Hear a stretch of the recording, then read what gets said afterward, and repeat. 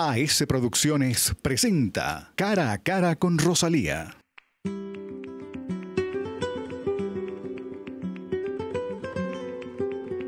Bienvenidos, queridos amigos, a este programa en el que tenemos un personaje interesante que pasa por la ciudad de Quito. Se trata de Gabriel Ben Tasgal. Él es judío, nacido en Argentina, dirige actualmente una ONG en Israel, está vinculado con aspectos de tecnología, de comunicaciones, pero también le interesa el análisis de lo que significa la política en el Medio Oriente. Se trata de Gabriel Ben Tasgal, a quien le damos la más cordial bienvenida a este programa. Gabriel, ¿qué lo trae por Ecuador? Los ecuatorianos sienten en una cantidad importante afinidad con el Estado de Israel o con la historia del pueblo judío. Entonces, siendo así, se conformó una organización muy bonita llamada Israel Sin Fronteras, aquí en Ecuador, y yo vengo a dar charlas y acercarme al mundo cristiano. Qué bien. Ahora, ¿este Israel Sin Fronteras está formado por descendientes de judíos o también participan otros miembros de la sociedad ecuatoriana? No, justamente, son ecuatorianos.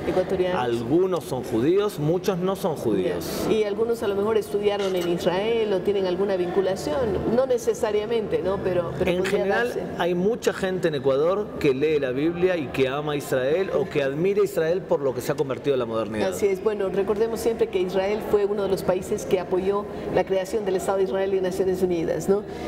Ahora, cuando hablamos de Israel y de Medio Oriente, hay como que fuegos cruzados. No me refiero a la parte bélica, sino al hecho de que por un lado admiramos su desarrollo, su avance, pero por otro lado nos llegan las noticias de lo que está ocurriendo en Palestina, de qué pasa con este mundo islámico que rodea a Israel y que, siendo Israel una democracia, ¿no?, rodeado por países que eventualmente o son reinados o han tenido problemas, decía, hay esta dicotomía en el pensamiento, la parte tecnológica, el avance. Cuando decimos Israel tiene el per cápita más importante del mundo en cuanto a premios Nobel, ¿no?, si consideramos el tamaño de la población, realmente, ¿qué es lo que está pasando y cómo Israel está mirando el futuro? Mira, ante todo, hay que ser sinceros, la imagen en los medios de comunicación de Israel no es positiva o no es justa. Más que nada lo que ocurre en nuestro continente es que nos han educado de pequeñitos a analizar los conflictos de forma marxista, por más que no lo seamos. O sea que los conflictos se establecen por un conflicto por agua, por tierra, por petróleo. Y el conflicto palestino-israelí y el conflicto entre el mundo musulmán y los que no son musulmanes es esencialmente un conflicto religioso. Por lo tanto, para entender el Medio Oriente hay que especializarse en religiones comparadas y especializarse en temas de Islam. A pesar de que el origen es común, hay un tronco común, las tribus aquellas, ¿no?, en las que se dividieron, el territorio es semejante. ¿Por qué hay tanta pugna entre una y otra religión, sabiéndose que son religiones monoteístas? Pero tienen diferencias sustanciales también en el punto de vista teológico. El problema central es lo que conocemos en el mundo cristiano como la teoría del reemplazo o de la sustitución. Y es que cuando el mundo cristiano recibe el nuevo pacto con Dios, algunos de ellos consideran que para demostrar que existe una única verdad hay que eliminar a la verdad anterior. Eso de hecho es el inicio y la cuna del antisemitismo. Bueno, eso hablaríamos de la relación entre el mundo cristiano y el mundo judío, pero estamos hablando... Pero ha cambiado. Sí, va cambiando. Yo creo que además las ganas de el diálogo multirreligioso, el propio Papa actual pues ha sido uno de los pioneros de hablar del diálogo entre las diferentes religiones, pero en este caso estamos hablando del mundo judío y el mundo musulmán. Justamente, debido a la teoría del reemplazo, lo que muchas veces no se entiende es que el mundo cristiano ya abandonó esta teoría principalmente, pero el mundo musulmán no. El mundo musulmán, cuando nace, cree que los pactos anteriores, tanto el judío como el cristiano, son religiones anuladas. En árabe, din al-batel. En cambio existe una sola verdad que se llama din al-haq. Por lo tanto, el problema con el mundo musulmán en su versión radical no es contra los judíos, es contra todo aquel que no es musulmán radical. O sea, el problema ¿Quiénes son las principales víctimas del radicalismo islámico? Los propios mismos musulmanes. Tal claro, cual. Porque y segundo, quien está sufriendo más es el mundo musulmán. Y segundo, tienen menos turistas, tienen menos gente que los visita, porque están ocurriendo ahí los 20 peores acontecimientos. 20 millones de personas asesinadas en nombre del Islam. Ahora, ¿quiénes son los segundos? ¿Son los judíos? No, son los cristianos. Sí. Los cristianos en 1920 vivían en el Medio Oriente 80 millones de cristianos y ahora viven 10. Por lo tanto, tu pregunta es, ¿por qué hay un problema entre judíos y cristianos? Entre musulmanes y judíos. No, hay un problema entre musulmanes y ante todo cristianos y también judíos.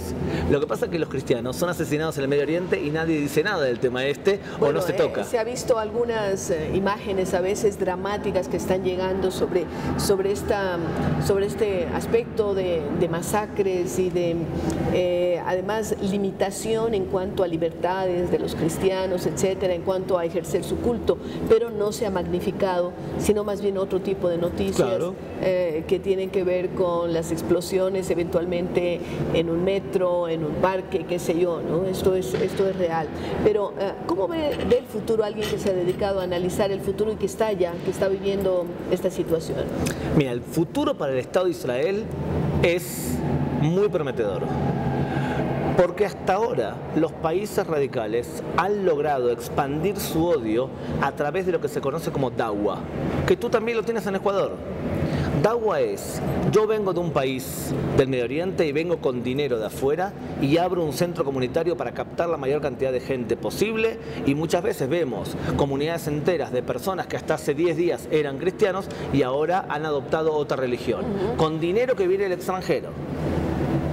Y envían también, en este caso, imanes que son carismáticos y que ofrecen una identidad alternativa a la que ellos conocían.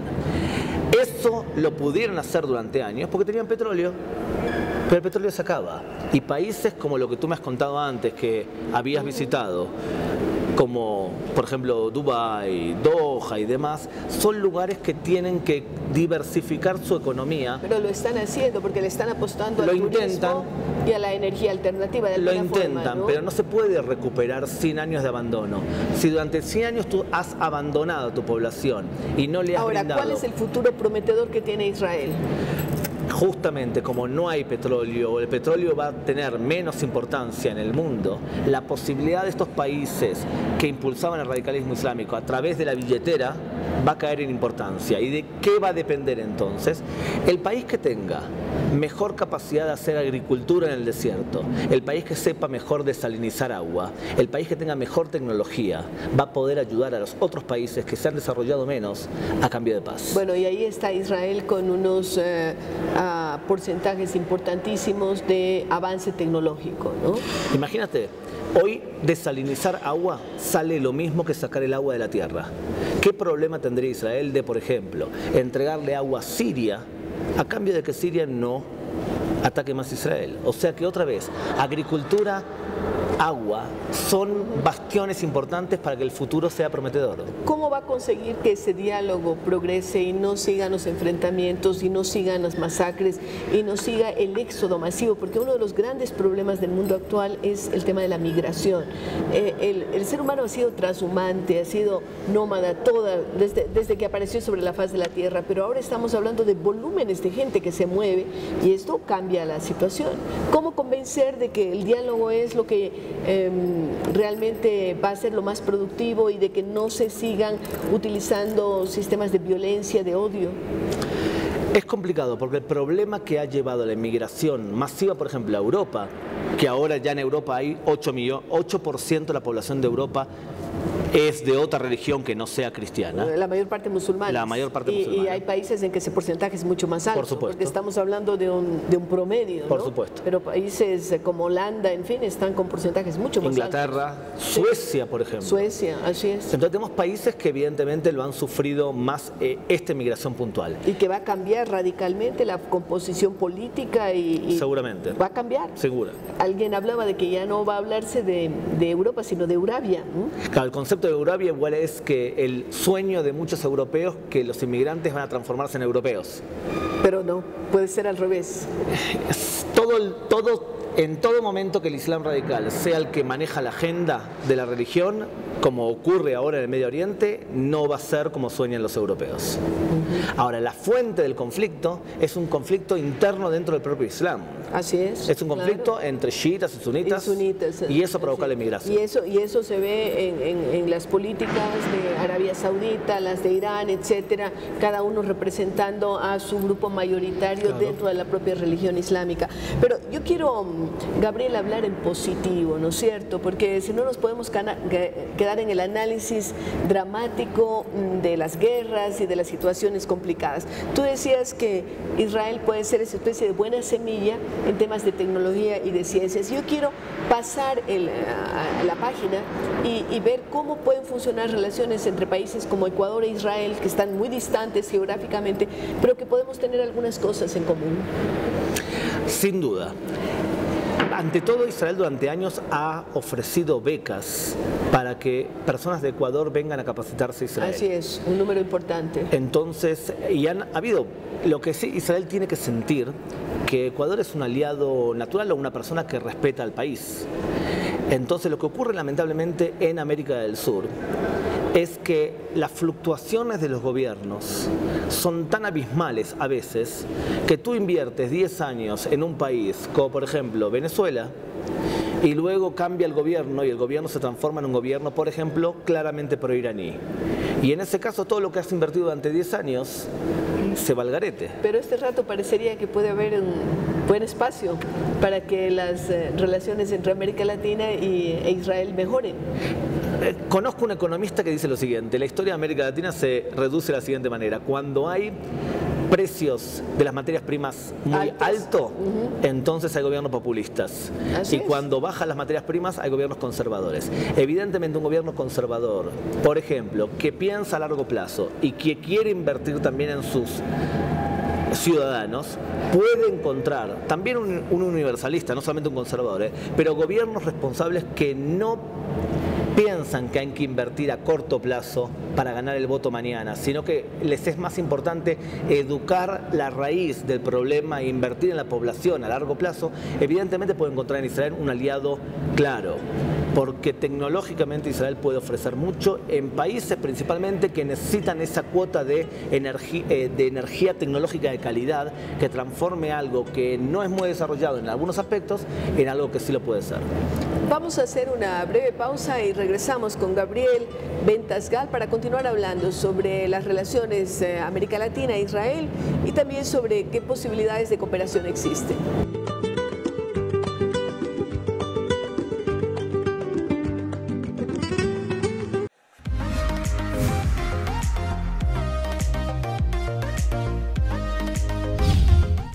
Saludos Latinoamérica, les habla José Levi, soy corresponsal de CNN en español desde hace ya casi 3 décadas. De hecho, la caída del muro de Berlín al final de los años 80 pude ya cubrirla para CNN. Y ahora me gustaría destacar lo importante que es un compromiso con la educación. Por eso, la importancia de la Fundación Fidal en Ecuador, en América Latina. Es importante contar con maestros comprometidos, capacitados, reconocidos por su labor. De hecho, tenemos que ser muy conscientes de que el futuro de la humanidad en gran parte depende del futuro de la educación. Gracias. Saludos desde Jerusalén.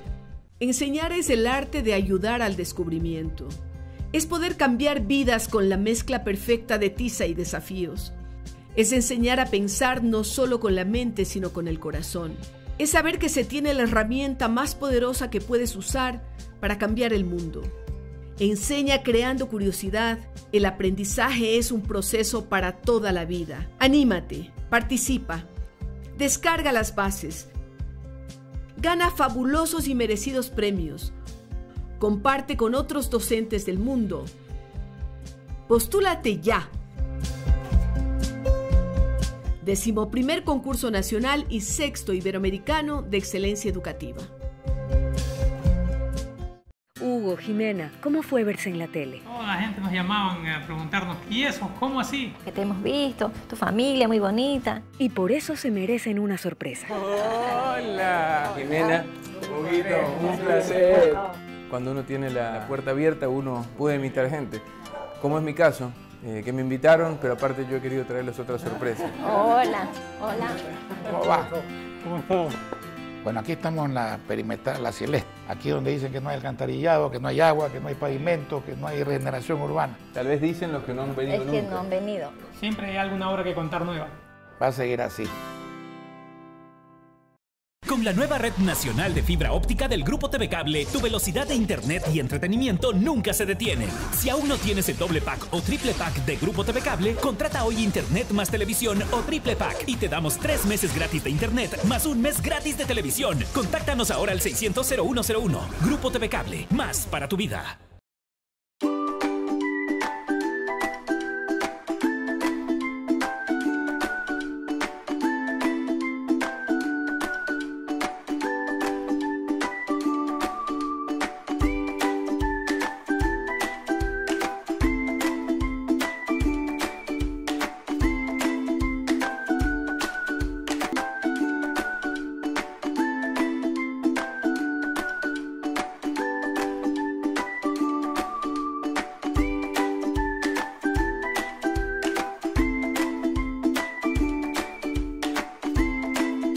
Prefectura de la SUAY. Lo hicimos juntos, lo hicimos bien.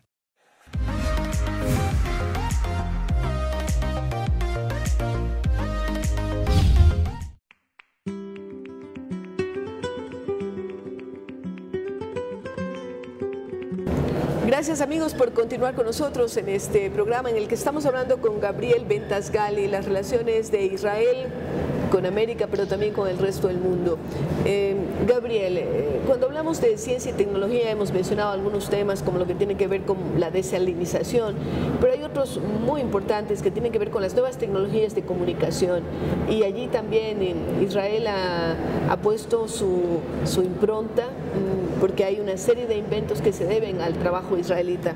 ¿Cuáles serían aquellos que te gustaría mencionar y en que podría haber un nivel de acercamiento para beneficio de América Latina, de los ecuatorianos en este caso? Por ejemplo, la comunicación en pos de la educación. Si tú tienes redes y sistemas eficientes de lograr que una persona en el interior del país, que está alejada a centros educativos de gran calidad, pueda acceder y pueda estudiar y pueda ser reconocida sus estudios, esa es una buena novedad, una gran... O sea, abrir las fronteras para que los títulos puedan ser reconocidos sin tantas trabas como existen ahora.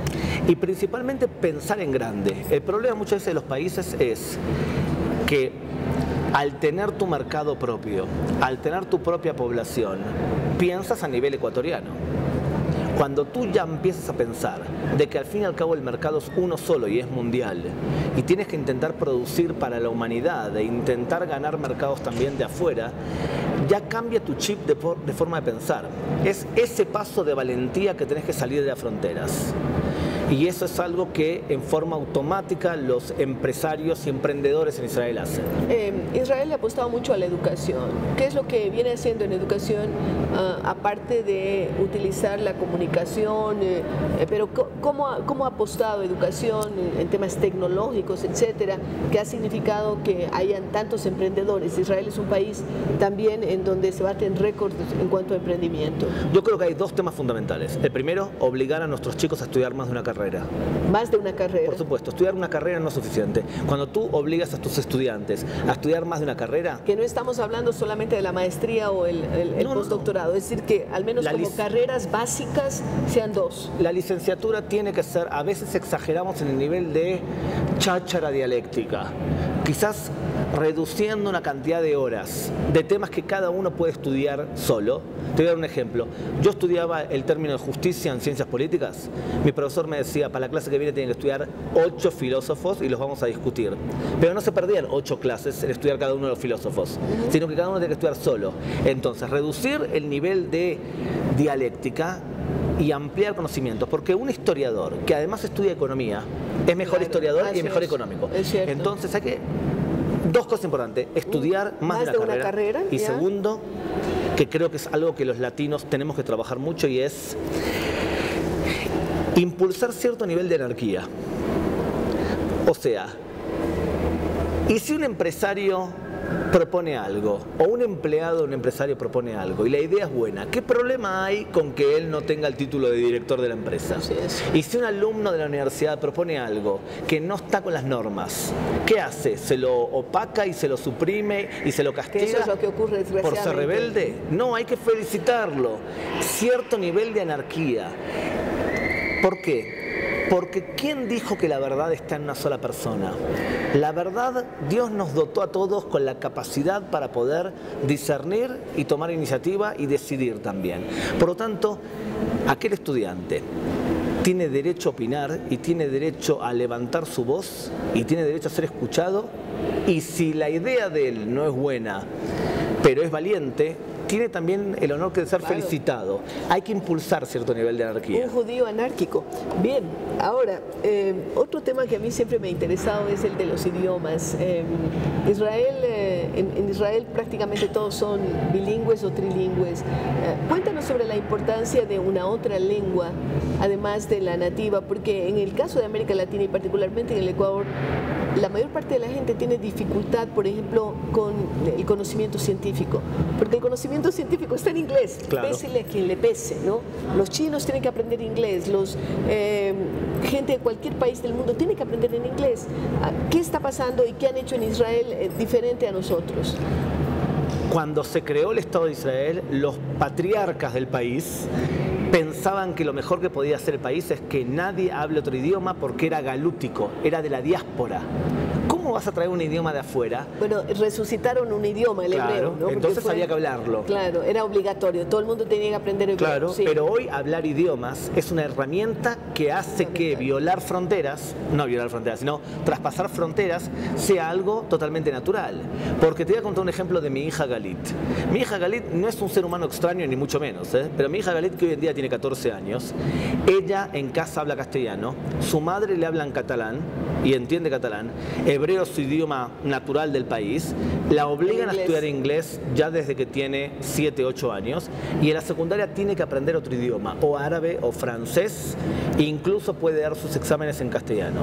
Una niña que termina su secundario y habla 5 o 6 idiomas, es una carrera ya. Su capacidad para poder hacer un montón de cosas. Por lo tanto, si tú quieres progresar no a nivel solamente local y has decidido hacer algo por ti, dos cosas. Uno, estudiar idiomas, y segundo, estudiar cada década un título diferente, si es posible. Cada década un título diferente, pues se terminó la época que tú eres un empleado en un solo trabajo, y eso es lo que hacías durante toda la eternidad. Porque además tenemos que pensar en qué alternativas y qué desafíos nos trae el futuro. La mayor parte de empleos que existen ahora no existirán de aquí a 30 o 40 años probablemente. Y cada uno probablemente trabajemos desde nuestra casa, y vamos a tener que ser tan competentes que uno va a tener que nutrirse todo el tiempo de nuevas herramientas para ser realmente más competente. Imagínate, tú te dedicas a ahora en este momento preciso hacer un programa de televisión. ¿Sabes la cantidad de gente que se necesitaba hace 10 años para hacer el mismo programa de televisión? Así es, y unas cámaras gigantes. Y los espectadores, si viesen lo que hay realmente atrás, tecnológicamente es muy fácil hacer, pero porque alguien ha decidido, se puede hacer si evolucionas. Sí, si no, no se puede. Ahora, hay algunas cosas en que Israel puede ser un modelo y hay otras en las que no puede ser. ¿Qué consideras tú que un país como Ecuador no debería hacer de lo que ha hecho Israel? Primero, que Ecuador tiene una enorme ventaja, tiene varias. Una enorme ventaja es que Ecuador ha sido bendecido por Dios con riquezas impresionantes. ¿No? Dicen que es la maldición de la abundancia. Y es una maldición. Gabriel, porque a veces tenemos tanto que no sabemos cómo utilizarlo, lo desperdiciamos, o entra un facilismo, es decir, bueno, estiramos la mano y tenemos el coco, metemos la mano en el mar y tenemos... Bueno, es una cosa increíble. Israel no tiene agua, no tiene petróleo, no tiene tierra, pero quizás tenemos un gen o una especie de actitud de que somos un pueblo muy inconformista. Yo realmente prefiero regalarte a ti el inconformismo que tengo yo y que me des todas las riquezas hermosas que hay en este país. En tu país llueve, en mi país no llueve y hay que intentar desalinizar agua, o sea que tienes una gran ventaja sobre mí, clara. Lo que evidentemente el pueblo ecuatoriano no ha sufrido es que parte de la creación en Israel es producto de años y años de antisemitismo. Y de adversidad. Claro. De adversidad. Si tú tienes que hace 23 siglos que vienen persiguiéndote y acusándote desde haber matado a Jesucristo hasta haber sido un pueblo... causantes de guerras y problemas, ¿sí? Acumuladores de riqueza también. Tu madre te taladra la cabeza que un buen niño tiene que estudiar y si es posible estudie una carrera como por ejemplo medicina que la puedas utilizar en cualquier país por si te expulsan. ¿Cómo le puedo transmitir a una persona de Ecuador que yo vengo hace 23 siglos con un chip y una madre taladrándome la cabeza que haga eso? Por si acaso, ¿no? Por si acaso. Entonces eso no se puede transmitir. ¿Qué sí se puede transmitir? ¿Qué quizás es algo que yo no transmitiría? Y es, cuando se creó Israel se intentó suprimir las diferencias y crear ese nuevo judío del nuevo Estado recién nacido. Y yo creo que las diferencias son muy importantes para que un pueblo se desarrolle. Es una riqueza enorme. Fantástica. Siempre y cuando el pueblo en sí sepa aprovechar lo que cada uno sabe hacer y aportar y se respete sus ventajas relativas. Eso es algo que debe transmitirse, que debe enseñarse y hay otras cosas que no. Ecuador es un país diverso, no solamente en cuanto a su geografía y a sus productos, sino también en lo que tiene que ver con su población. Hay una diversidad de etnias, componentes que alguna gente piensa que es una desventaja, pero hemos considerado que más bien puede ser una ventaja enorme a la hora de construir un país. En el caso de Israel, la educación cumplió un papel dando una base a todos, ¿no? Es decir, una base de un idioma común, ¿no? Que es importante, una base de un respeto y una cultura común, pero lo demás hay que estimular la diversidad.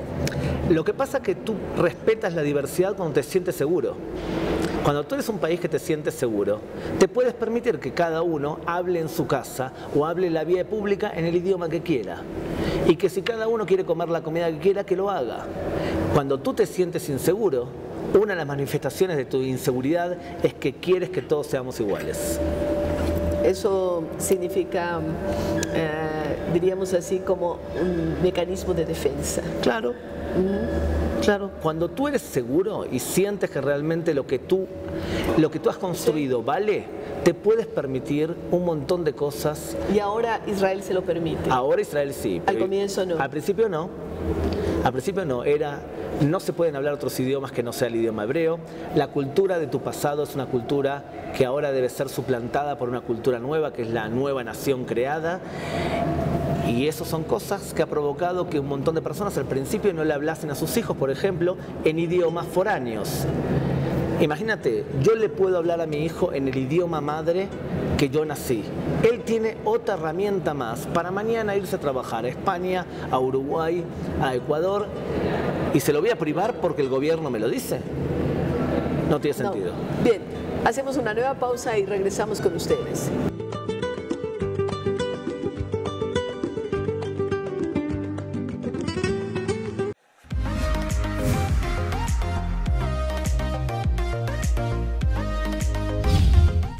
Saludos Latinoamérica, les habla José Levi, soy corresponsal de CNN en español desde hace ya casi 3 décadas. De hecho, la caída del muro de Berlín al final de los años 80 pude ya cubrirla para CNN. Y ahora me gustaría destacar lo importante que es un compromiso con la educación. Por eso, la importancia de la Fundación Fidal en Ecuador, en América Latina. Es importante contar con maestros comprometidos, capacitados, reconocidos por su labor.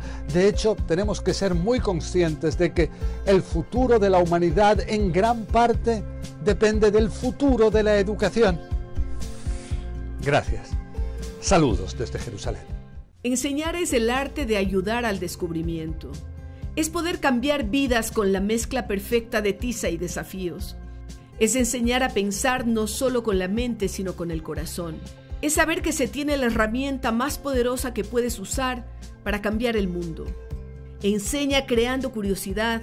El aprendizaje es un proceso para toda la vida. Anímate, participa, descarga las bases. Gana fabulosos y merecidos premios. Comparte con otros docentes del mundo. Postúlate ya. 11º concurso nacional y 6º iberoamericano de excelencia educativa. Hugo, Jimena, ¿cómo fue verse en la tele? Toda la gente nos llamaban a preguntarnos, ¿y eso? ¿Cómo así? Que te hemos visto, tu familia muy bonita. Y por eso se merecen una sorpresa. Hola, Jimena. Huguito, un placer. Cuando uno tiene la puerta abierta, uno puede invitar gente. Como es mi caso, que me invitaron, pero aparte yo he querido traerles otra sorpresa. Hola, hola. ¿Cómo va? ¿Cómo estás? Bueno, aquí estamos en la perimetral, la Celeste. Aquí donde dicen que no hay alcantarillado, que no hay agua, que no hay pavimento, que no hay regeneración urbana. Tal vez dicen los que no han venido nunca. Es que no han venido. Siempre hay alguna obra que contar nueva. Va a seguir así. Con la nueva red nacional de fibra óptica del Grupo TV Cable, tu velocidad de internet y entretenimiento nunca se detiene. Si aún no tienes el doble pack o triple pack de Grupo TV Cable, contrata hoy internet más televisión o triple pack y te damos 3 meses gratis de internet más 1 mes gratis de televisión. Contáctanos ahora al 600-0101. Grupo TV Cable, más para tu vida.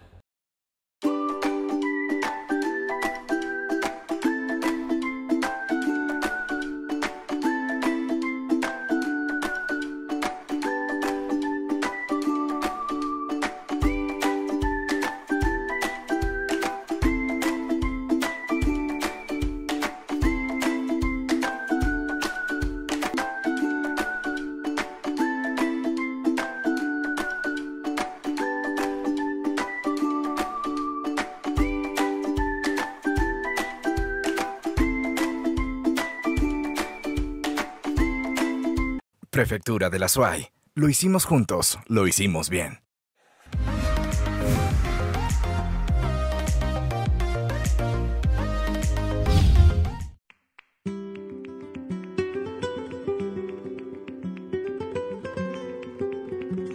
Gracias por continuar con nosotros y vamos a abordar otra faceta en la que Gabriel Ventasgal se ha destacado.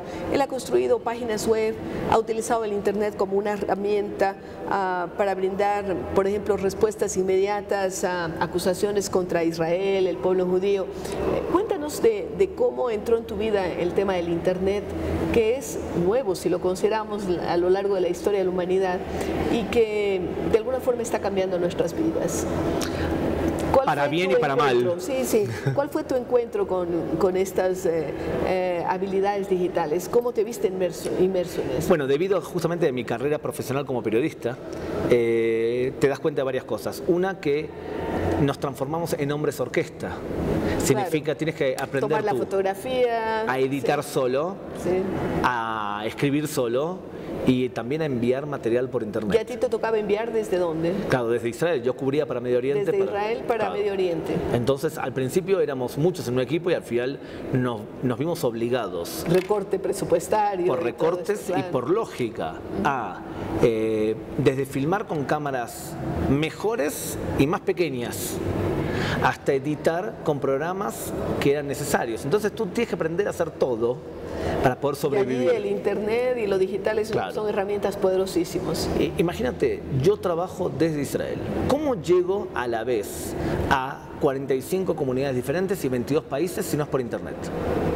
El problema, el desafío que nos pone Internet es cómo hacemos para adaptar todo el tiempo a nuevas tecnologías crecientes y a nuevas tecnologías desafiantes para el individuo, y por un lado, y por otro, que el gran problema de Internet es que ofrece tanta cantidad de información que el desafío es cómo diferenciar entre lo que es basura y lo que es información seria. Ese es el gran desafío, porque indudablemente nos llega tanto que ahora una de las profesiones puede ser efectivamente encontrar cuál es la información pertinente para cada uno, para no perder tanto tiempo buscándola.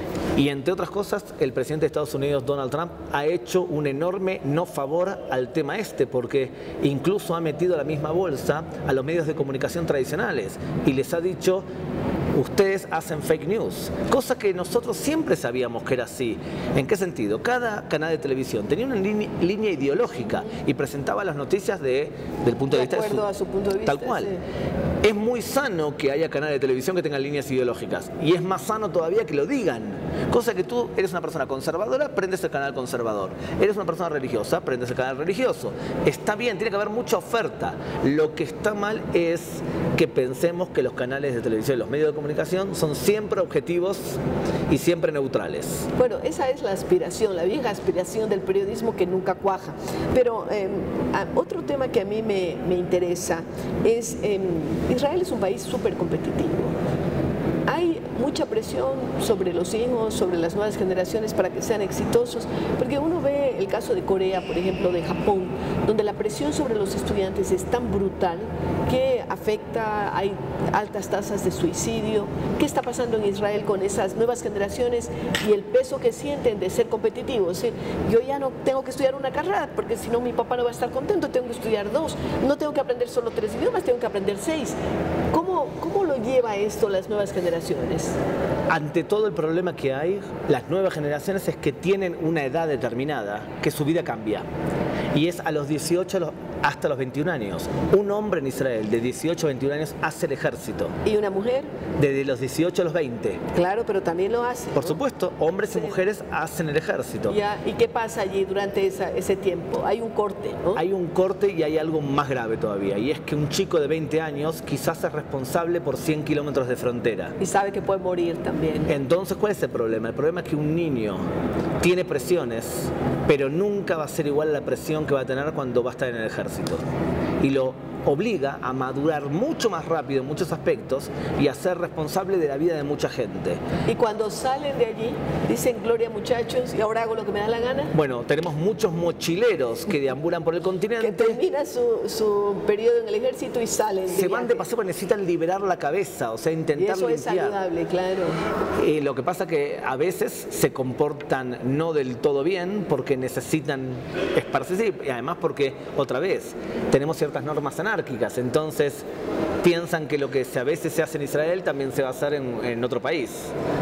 Pero están encantados con Sudamérica. Además, muchos hablan español porque se criaron viendo las telenovelas que venían desde Sudamérica. Entonces te hablan español. Te hablan español. Había una serie Chiquititas que toda la generación actual del ejército ha visto esa serie. Entonces hablan español con acento argentino. Y vienen acá y se arreglan. Pobres chicos, sí, con acento argentino. Eso es una broma. Pero esto de ser competitivo también habla de cómo un israelita enfrenta el fracaso, cómo la sociedad lo percibe, porque aquí en el Ecuador y en América Latina en general somos muy demandantes y la gente trata de ocultar su fracaso. Si es un empresario que no le fue bien la primera vez, de pronto deserta y dice: no, pues yo voy a ser empleado público porque no pude, no soy buen empresario. ¿Qué pasa en Israel? Porque en Estados Unidos vemos una tónica totalmente diferente. El fracaso lo ponen en el currículum. Bueno, yo creo que hay 3 cosas importantes para el futuro de nuestros países. Que obliguemos a nuestros hijos desde las universidades a estudiar más de una carrera. Lo segundo, que pensemos que no tenemos nada y que nos olvidemos en la medida de lo posible que hemos sido bendecidos con un montón de riquezas. Y lo tercero, tener una buena cultura del fracaso. A ver, explícanos lo de la cultura del fracaso. Cuando tú te va mal en una empresa, tienes que estar orgulloso de haber intentado.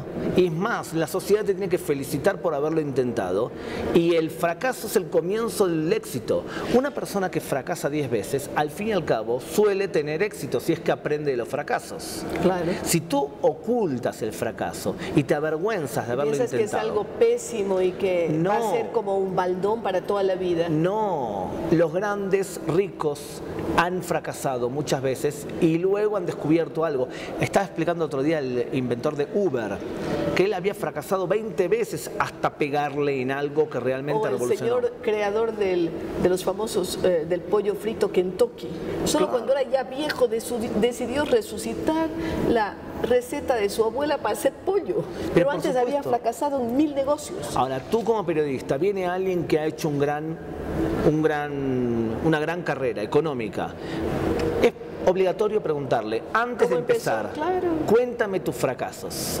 Porque si él realmente se siente seguro, te los va a contar y te va a decir: calculé mal esto, calculé mal lo otro. Es imprescindible, es fomentar la cultura de que digamos claramente: fracasé en esto, pero ya estoy empezando con otra cosa nueva. No es de locos. Sigo el ejemplo. Gabriel, ¿en qué fracasó?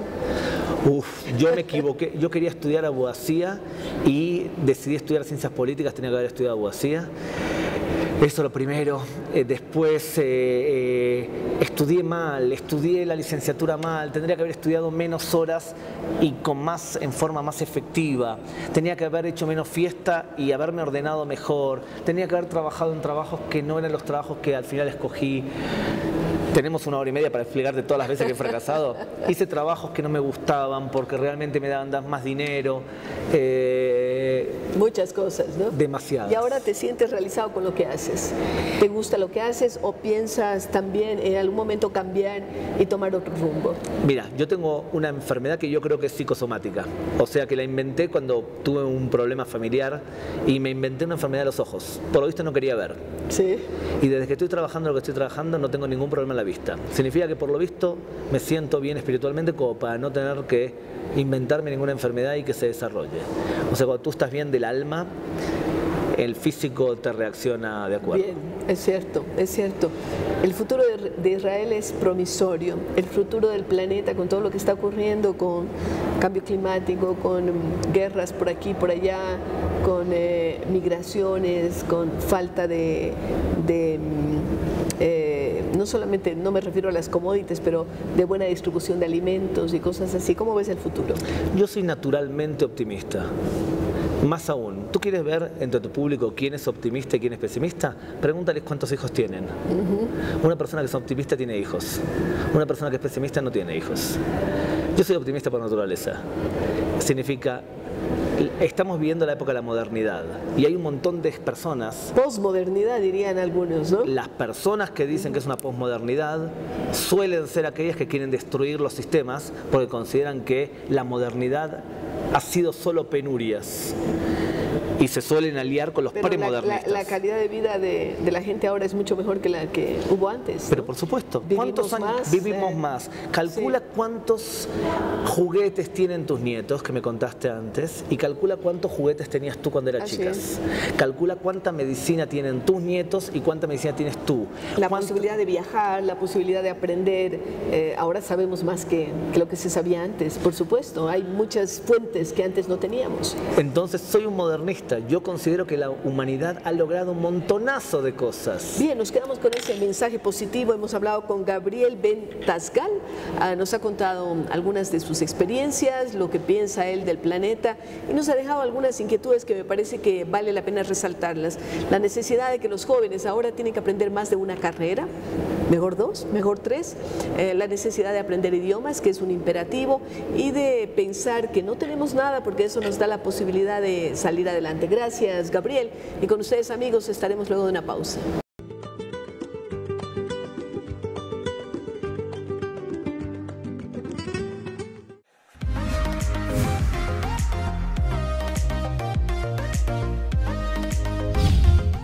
Hugo, Jimena, ¿cómo fue verse en la tele? Toda la gente nos llamaban a preguntarnos, ¿y eso? ¿Cómo así? Que te hemos visto, tu familia muy bonita. Y por eso se merecen una sorpresa. Hola, Jimena. Huguito, un placer. Cuando uno tiene la puerta abierta, uno puede invitar gente. Como es mi caso, que me invitaron, pero aparte yo he querido traerles otra sorpresa. Hola, hola. ¿Cómo va? ¿Cómo estás? Bueno, aquí estamos en la perimetral, la Celeste. Aquí donde dicen que no hay alcantarillado, que no hay agua, que no hay pavimento, que no hay regeneración urbana. Tal vez dicen los que no han venido nunca. Es que no han venido. Siempre hay alguna obra que contar nueva. Va a seguir así. Saludos Latinoamérica, les habla José Levi, soy corresponsal de CNN en español desde hace ya casi 3 décadas. De hecho, la caída del muro de Berlín al final de los años 80 pude ya cubrirla para CNN. Y ahora me gustaría destacar lo importante que es un compromiso con la educación. Por eso, la importancia de la Fundación Fidal en Ecuador, en América Latina. Es importante contar con maestros comprometidos, capacitados, reconocidos por su labor. De hecho, tenemos que ser muy conscientes de que el futuro de la humanidad en gran parte depende del futuro de la educación. Gracias. Saludos desde Jerusalén. Enseñar es el arte de ayudar al descubrimiento. Es poder cambiar vidas con la mezcla perfecta de tiza y desafíos. Es enseñar a pensar no solo con la mente, sino con el corazón. Es saber que se tiene la herramienta más poderosa que puedes usar para cambiar el mundo. Enseña creando curiosidad. El aprendizaje es un proceso para toda la vida. Anímate, participa, descarga las bases, gana fabulosos y merecidos premios, comparte con otros docentes del mundo. Postúlate ya. 11º Concurso Nacional y 6º Iberoamericano de Excelencia Educativa.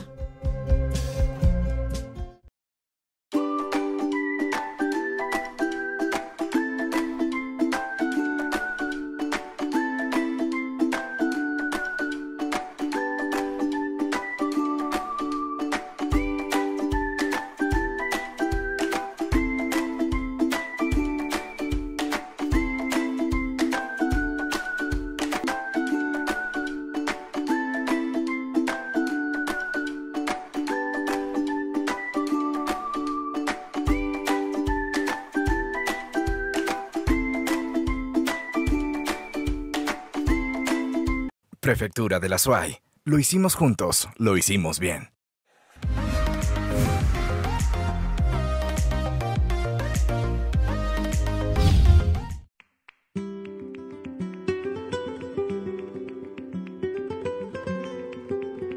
Esperamos que ustedes disfrutaron de esta entrevista con algunas vivencias importantes y veremos qué tenemos ahora en el segmento cultural. El segmento cultural llega a ustedes gracias al auspicio de Hidalgo e Hidalgo Constructores, contribuyendo al desarrollo del país y apoyando a la educación. Primero yo quiero agradecer a Editorial Edinur porque es la tercera vez que confía en mí. Tengo otros libros publicados, así es que gracias a Vicente. Quiero agradecer a Jaime, que es editor también, a Edison, también al ilustrador, que no sé si anda por aquí, Tito Martínez, pero ha hecho un gran trabajo y estoy feliz con ver lo que está reflejado, cómo se reflejan las ideas que escribí en las ilustraciones del libro. El pasado 15 de noviembre, en el marco de la 11ª edición de la Feria Internacional del Libro y la Lectura Quito 2018, la doctora Rosalía Arteaga Serrano presentó su libro El secreto de la princesa, bajo el sello de la editorial Edinun. Motivada por sus nietos, se inspira en la literatura infantil. El cuento, lejos de lo tradicional, habla sobre una princesa que ronca y tiene miedo de casarse con el príncipe Mateo, para que no descubra su secreto. Yo quiero saludar a 5 personitas muy especiales que están aquí y para quienes yo escribí este cuento y otros. Se trata de Rafaela, de Tula, de Pedro José, de Bruna y de Ignacio Jerónimo. Ellos son mis nietos, 2 de ellos, 2 más no están aquí, ni Agustín ni Cayetana, pero debo decir que en esta etapa de la vida en que soy una feliz abuela, realizadísima, estoy más motivada que nunca por la literatura infantil, porque quiero escribir cuentos para ellos, y es la misma princesa que en el país tropical quiere en la luna de miel con su príncipe Mateo disfrutar de una fruta fantástica que le han recomendado, porque es una princesa probablemente nórdica y no conoce los mangos, ¿no? Y el mango, me decía un tío abuelo, hay que comerlo al lado del agua, puede ser la piscina, o puede ser el río, o puede ser la laguna o el mar, porque uno se riega el jugo del mango y luego puede enjabonarse con la pepa, ¿no? Entonces la princesa Martina ronca, se enjabona con una pepa de mango y construye bibliotecas para comunicarse. Ese es el mensaje que yo quería dar, por más que no se quieran leer mensajes en los cuentos. Esto es lo que yo quiero transmitirles a mis nietos y a los niños en general.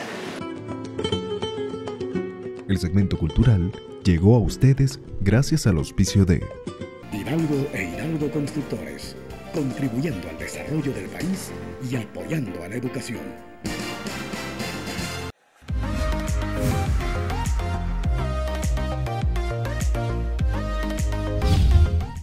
Hidalgo e Hidalgo Constructores, crea, edifica y construye.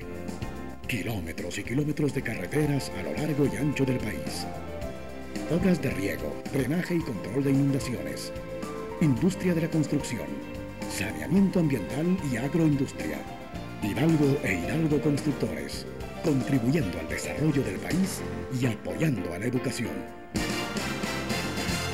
Saludos Latinoamérica, les habla José Levi, soy corresponsal de CNN en español desde hace ya casi 3 décadas. De hecho, la caída del muro de Berlín al final de los años 80 pude ya cubrirla para CNN. Y ahora me gustaría destacar lo importante que es un compromiso con la educación.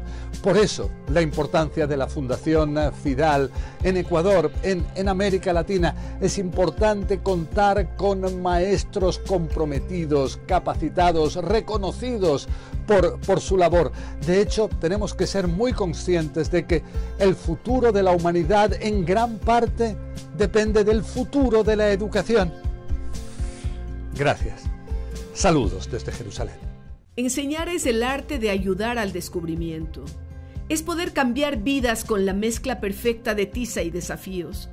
Es enseñar a pensar no solo con la mente, sino con el corazón. Es saber que se tiene la herramienta más poderosa que puedes usar para cambiar el mundo. Enseña creando curiosidad. El aprendizaje es un proceso para toda la vida. Anímate, participa. Descarga las bases. Gana fabulosos y merecidos premios. Comparte con otros docentes del mundo. Postúlate ya. 11º Concurso Nacional y 6º Iberoamericano de Excelencia Educativa. Estoy tan orgulloso de ti. Has llegado muy lejos.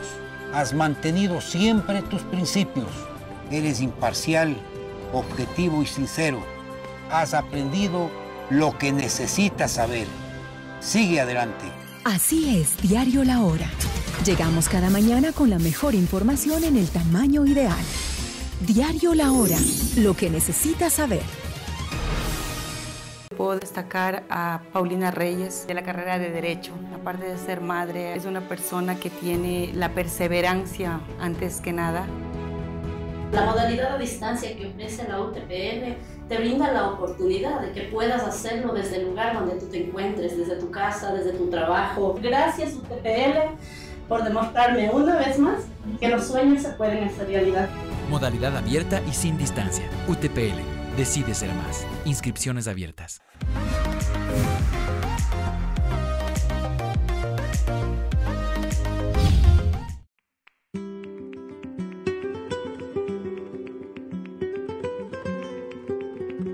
Como siempre, la comunidad nos brinda oportunidades que nosotros las aprovechamos a través del segmento ¿Qué pasa con?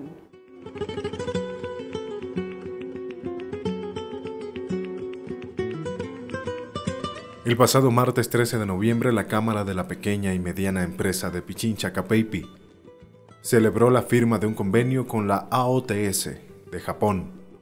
A través de AOTS Venezuela-Japón, de la FEELAS, conformada por Argentina, Bolivia, Brasil, Chile, México, Paraguay, Perú y Venezuela. Con esta iniciativa, Ecuador abre sus puertas al progreso empresarial a través de programas de becas de capacitación en el país asiático a profesionales, docentes, investigadores, empresarios en el campo del desarrollo industrial, con alto grado de innovación y competitividad. En el mismo espacio se dictaron 2 charlas magistrales a cargo de Alexander Piñero, presidente de AOTS Venezuela-Japón, y Ernesto Furukawa, presidente de AOTS Perú.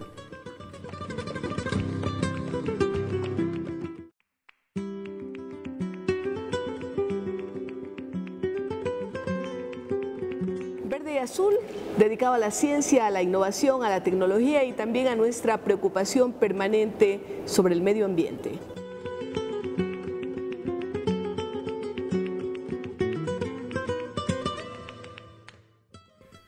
El pasado 31 de octubre se llevó a cabo la conferencia internacional LEADER dedicada al futuro del trabajo, WorldTech Quito 2018.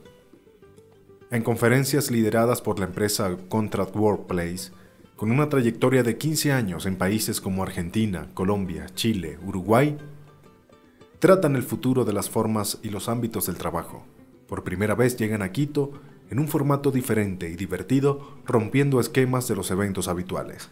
El encuentro sirvió de escenario para reflexionar sobre las relaciones entre los mundos de las tecnologías, las nuevas tendencias laborales, el facility management y el real estate. Reunió a expertos internacionales que transmitieron su mirada innovadora acerca de novedades e ideas sobre el futuro de las formas y ámbitos de trabajo. Fueron convocados ejecutivos de altos mandos y profesionales de diversos rubros, como inversionistas inmobiliarios, expertos en tecnología, arquitectos, diseñadores, periodistas o investigadores.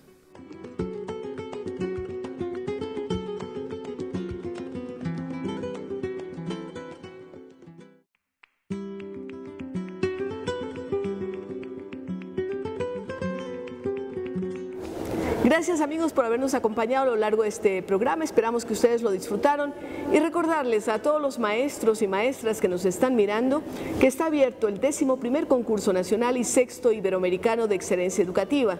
Nuestra página web aparece en pantalla, tenemos la posibilidad también de llamar a los teléfonos y que en Fundación Fidales podamos aconsejar sobre cómo presentar estos proyectos. Primer premio, el viaje a Dubái, $10.000, segundo y tercer premio, viaje a Israel, 4 profesores más podrán viajar también a algún país latinoamericano. Como siempre, gracias y hasta la próxima.